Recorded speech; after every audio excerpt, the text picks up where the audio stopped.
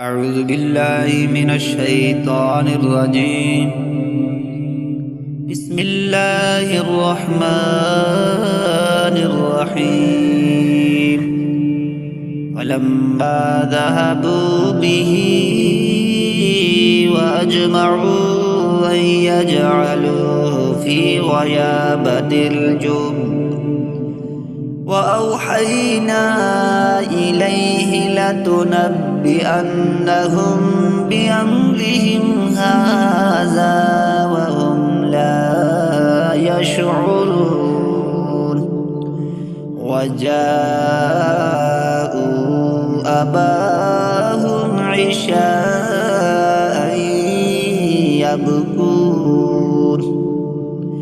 قالوا يا أبانا إنا ذهبنا نستبق وتركنا يوسف عند متاعنا فأكله الذئب وما أنت بمؤمن لنا ولو كنا صادقين.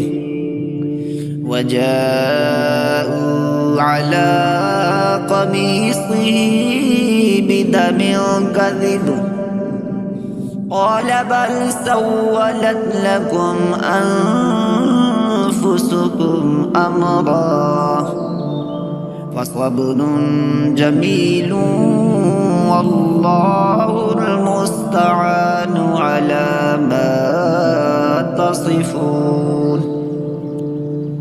وجاءت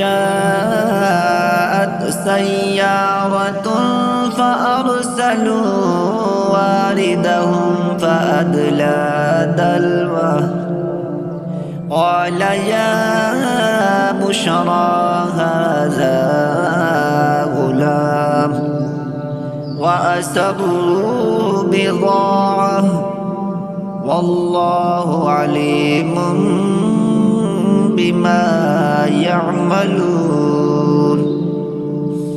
وشروا بثمن بخس دراهم معدودة وكانوا فيه من الزاهدين. وقال الذي اشتراه من مصر لامرأته أكرمي مثواه عسى أن ينفعنا أو نتخذه ولدا وكذلك مكنا ليوسف في الأرض ولنعلمه من تأويل الأحاديث والله غالب على أمره ولكن أكثر الناس لا يعلمون. ولما بلغ أشده آتيناه حكما وعلما وكذلك نجزي المحسنين. وراودته التي هو في بيتها عن نفسه وغلقت الأبواب وقالت هيت لك قال معاذ الله إنه ربي أحسن مثواي إنه لا يفلح الظالمون. ولقد همت به وهم بها لولا أن رأى برهان ربه كذلك لنصرف عنه السوء والفحشاء إنه من عبادنا المخلصين.